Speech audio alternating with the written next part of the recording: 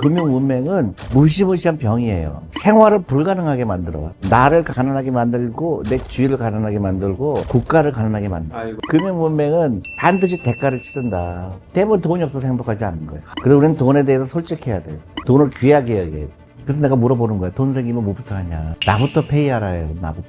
무조건 20%는 내 미래를 위해서 투자하는 거예요. 그리고 안 쳐다보는 거야. 대표님 안녕하세요. 너 근데 맨날 나만 보면 카메라 들이대냐. 부자가 되는 방법이 어마어마하게 지금 몇 가지가 있는데 나보다 더 찐인 사람 오늘 내가 모셨어. 나는 이 집을 갈 때마다 늘 설레요. 내가 유일하게 서울에서 인정한 맥주집이야.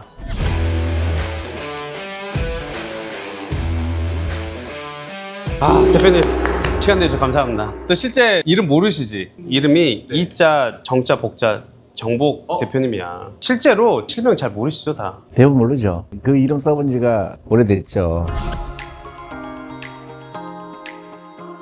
맥주를 오늘 좀 맛있게 먹어볼까? 치킨이 유명하다며. 엄청 유명합니다. 그래, 치킨도 같이 먹죠, 뭐. 실례하겠습니다. 네. 주문 치킨 준비해드릴게요. 감사합니다. 역시 형님 맛집은 다른 게 술도 먼저 안 주고 안주부터 아, 그래요? 오케이. 이런 집 처음 보셨을 거예요.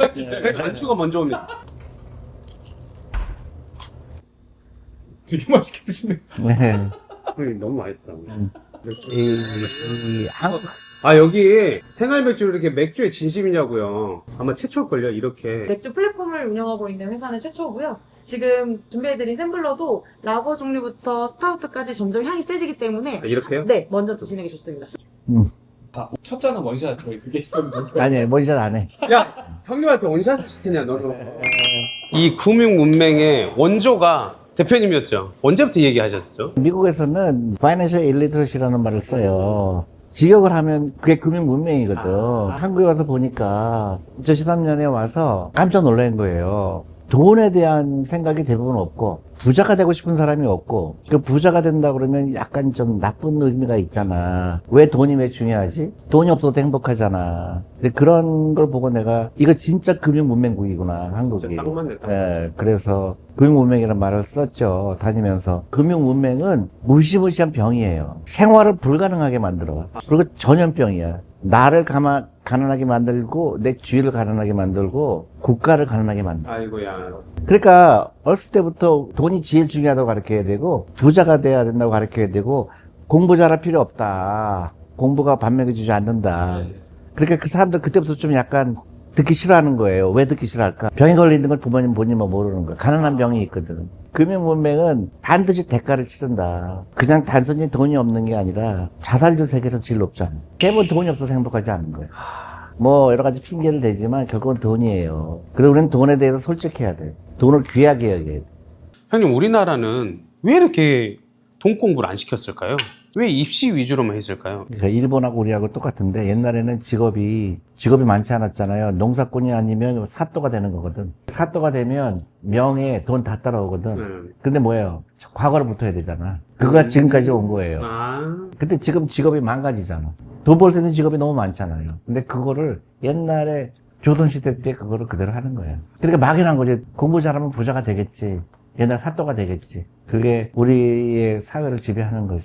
사람이 시야가 이렇게 보는 사람이 있고 이렇게 보는 사람이 있잖아요. 우리는 이렇게 보라고 가르쳐야 되거든. 그래서 돈이 네가 부자가 돼야 된다. 부자가 돼야 어려운 사람 도와준다. 그렇게 크게 보여주는데 한국은 너만 잘 되면 돼. 아이고야. 그러니까 너 공부만 잘하면 다 쓰러뜨릴 수 있잖아. 소름 돋았어. 그러니까 어렸을 때부터 그것만 배운 거야. 그러니까 남을 이기는 교육을 배운 거거든. 그게 한국을 분열이 일어나게 되고, 그러니까 예를 들어 같이 부자 돼야 되는데 나만 부자가 되니까 어떻게 돼? 다 밟고 일어나려고. 자꾸 일어나야지. 맞아요. 그게 당연한 게 여기거든. 그러니까 사회가 혼란하게 되는 거지. 그래서 공부도 입시도 맨 국영수 위주로만 배워. 그렇지. 그러니까 이제 용기가 필요해. 부자가 되려면 그걸 contrarian thinking이라고 그래. 외로워야 돼. 외롭다는 게 뭐냐면 그 잘못된 길에서 나 혼자 빠져나올 수 있는 용기가 필요해. 그럼 외롭잖아. 남들은 전부 사교육할 때 나 사교육 안 하면 외롭잖아요. 남들은 전부 월급쟁이 할 때 나는 자영업자로 한다든가 내가 창업을 하게 되면 외롭잖아요. 맞아요. 그런 게 필요해요. 제가 가난하게 태어났거든요. 근데 딴짓 하지 말고 그냥 좋은 직장 다녀서 그것만 해라 했는데 내가 형님을 본 거예요, 영상. 그리고 가난이 대물림 되면 안 되겠다. 저한테 인사이트를 주신 분이랑 오늘 꼭 제가 근데 모시고 가난한 싶었어요. 거는 사실은 축복이에요. 가난하게 되면 절실함이 생기거든. 맞아요. 가난한 거는 지나고 나면 축복이야. 나 축복 받았어. 고맙습니다, 형님. 형님, 저 축복 받았어. 이 새끼, 너 축복 받았어. 너 들어봤어? 내가 한 탈북 청년이 찾아왔어요. 30대 중반 청년인데 깜짝 놀랐어. 왜요? 자기가 재산이 4억이래. 근데 한국에 온 지 4년 됐대. 노동소득으로는 그걸 벌 수가 없는데? 그렇지. 그러니까 이분이 유튜브를 보고 자기는 뒤통수를 맞았다는 거야. 자본이 일하게 한다는 거, 내 돈이 일하게 한다는 거 처음 들어봤대. 그래서 자기가 그 건설 현장에서 일했대요. 그래서 90%를 주식에 투자했대. 잘했다. 4년 동안. 근데 남한에 있는 친구들한테 얘기를 했다는 거야. 근데 다 놀러 가고 다 써버린대. 지랄 이것들이 일단. 자기는 이해가 안 간대. 왜 그렇죠. 남한에 있는 친구들은 왜 자본주의를 이해하지 못할까? 왜 부자가 되려고 하지 않을까? 근데 그 북한에서 온 청년은 혼자 왔잖아, 남한에. 네. 절실함이 있던 거예요. 그 남한에 있는 친구들은 대부분, 특히 젊은 세대들은 내가 왜 부자가 돼야 돼? 부자가 안 되면 어때? 부자라는 말을 다른 말로 하면 경제 독립이거든요. 네. 내가 돈의 노예가 되기 싫은 거거든. 내가 돈이 없으면 돈의 노예가 될 수밖에 없어요. 그래서 그거 벗어나고자 형님 모신 거예요. 그렇죠. 근데 그건 누구나 할 수 있어요. 진짜 할 수 있어요? 누구나 할 수 있지. 너무 어려운 거 아니에요, 형님? 쉽죠. 쉬운데 네. 두 가지는 있어요. 생활을 완전히 바꿔야 돼. 돈이 일하게 하는 걸 안 한다든가 내 노동소득만 갖고 부자가 된다. 월급을 열심히 모아서 부자 불가능하거든. 제가 그래서 지금 돈 공부 시키는 거예요, 형님. 월급 받으면 제일 먼저 뭐 해요? 대부분 사람들. 술집 가요, 놀고, 여행 가고. 그러면 그거는 이제 절대 부자가 안 되지. 근데 미국에 흑인들은 왜 가난할까 조사를 했어요. 그 돈이 들어오고 나가는데 그 머무는 시간이 50분도 안 돼. 야. 근데 유태인들은 들어오면 투자로 나가. 소비와 투자지. 근데 한국 사람들은 어떨까? 아, 듣기 싫어. 아, 어떻게 형님. 안 들어가. 들어온 것보다 나가는 게 더 많아. 아, 카드가 있거든. 돈 생기면 제일 뭔지 뭐예요? 커피 사. 제가 사가드릴게요, 형님. 아주 소박합니다. 아니, 더 나쁜 사람들도 있어. 형님 말한 나쁘다는 사람 어떤 사람인데, 형님? 뭐랄까, 돈을 우습게 여기는 사람. 돈을 함부로 여기는 사람. 함부로. 예를 들어 내가 돈을 아끼라고 그러면 사람들은 나보고 돈의 노예가 됐다고 얘기해. 돈이라는 건 쓰고 그래야 돈도 들어오는 거고, 근데 그게 아니고 거꾸로예요. 절실한 사람은 그런 얘기 안 해요. 돈에 대해서 절실한 사람은. 내가 30세인데 적어도 내가 40이 되면 1억 원 있어야 되겠다. 50살이 되면 적어도 10억 원 있어야 되겠다. 일단 그 목표가 있어야 되고, 만약에 내가 40살이 됐는데 이런 식으로 살면은 나는 미래가 없구나. 메타인지를. 당연하지. 그러면 목표를 세우면 내가 이런 식으로 해서 갈수록 내 재산이 늘어나는 게 아니라 카드값이 늘어날 거야 되고. 맞아. 슬프다. 그래서 내가 물어보는 거야. 돈 생기면 뭐부터 하냐. 나부터 페이하라 해요. 나부터. 내가 월급이 100만 원 들어오고 10만 원 들어오고 20만 원 들어오면 무조건 20%는 내 미래를 위해서 투자하는 거예요. 그리고 안 쳐다보는 거야. 연금저축펀드 계좌 좋은 법이 있으니까 거기다 투자해서 100만 원이면 100만 원, 50만 원, 50만 원, 그리고 60세까지 안 들어보는 거예요. 그러니까 놀러 가지 말고 투자하고, 그러면 한 5년 되면요, 이미 나는 몸에 뱄어. 맞아. 이게 중요해. 습관이거든. 형님 습관 얘기하신 거죠? 돈이 밴 거예요. 그러니까, 이렇게 했더니 내가 재산이 3억이 됐네? 이거네. 근데 사람들은 착각을 하는 게, 그렇게 하면 내가 또 희생을 많이 해야 되잖아요. 그게 희생이 아니거든. 즐거움이거든. 내가 옷을 안 사는 거를 고통이라고 생각해. 나는 주식을 갖고 있잖아. 나는 자산을 갖고 있잖아요. 이걸 행복을 느끼라는구나. 이게 훨씬 더 큰 행복이지. 괜히 신발 사고 옷 쇼핑하고 여행 가서 행복을 느끼지 말고. 형님 이야기에서 주식은 빼놓을 수 없잖아요. 네. 형 요즘 다들 미장을 다들 하려고 하는데 미장은 비전 없을까요?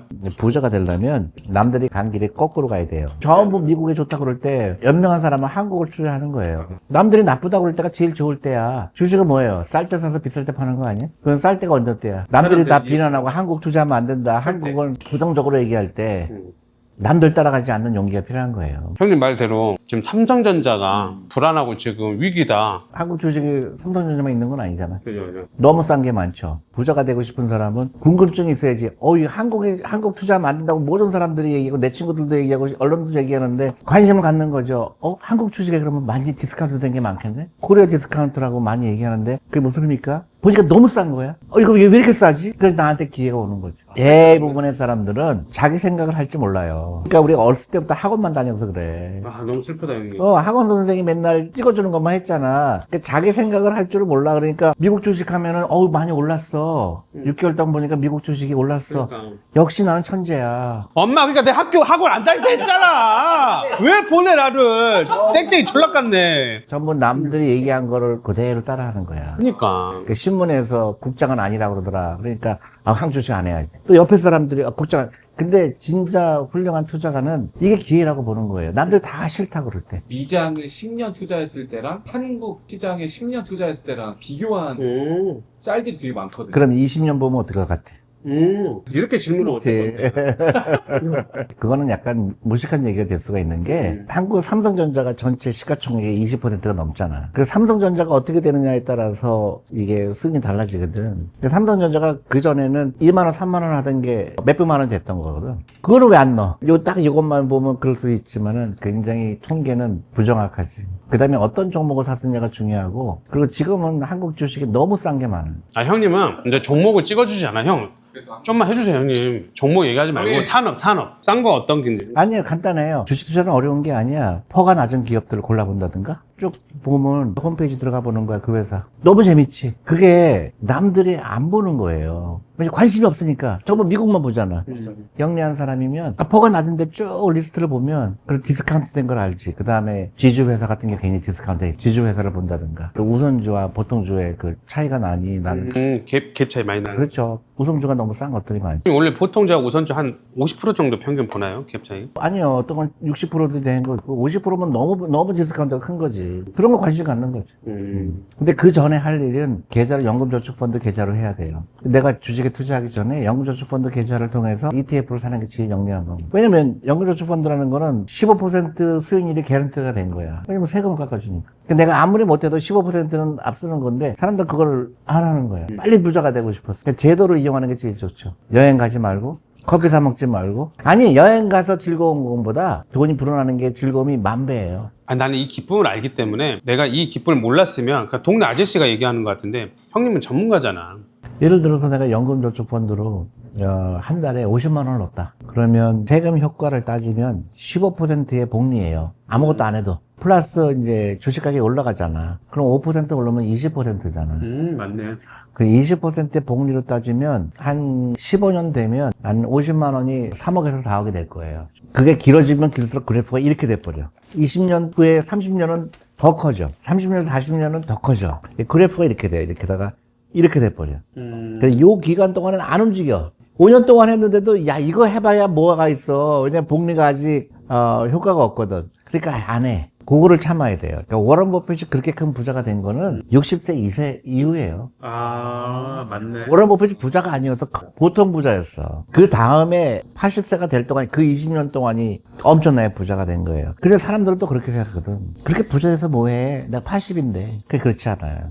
그걸 써버리면은 이렇게 돼버려. 이렇게 가다가 이렇게 돼야 되는데 이걸 갖다가 안 하면 이렇게 돼버려. 이런 것도 있어요. 저한테 대표님 어차피 죽을 때 못 가져가잖아요.